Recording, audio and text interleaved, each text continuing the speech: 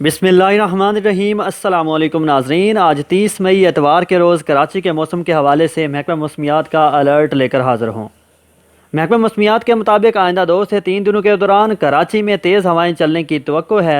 हवाओं की रफ्तार 40 किलोमीटर फ़ी घंटा के आसपास होगी, जबकि हवाओं के बाज़ झोंकों की रफ्तार 50 किलोमीटर फ़ी घंटा तक भी पहुँच सकती है।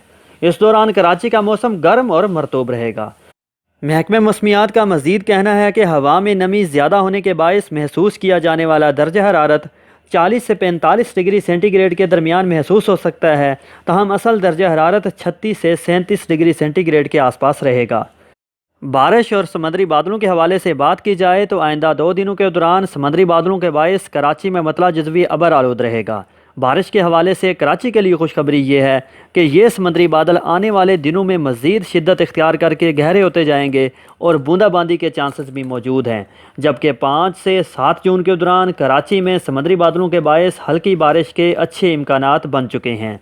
5, 6 और 7 जून के दौरान कराची में हल्की बारिश और बूंदाबांदी के बायस मौसम खुशगवार होने और गर्मी की शिद्दत में कमी आने का इम्कान है।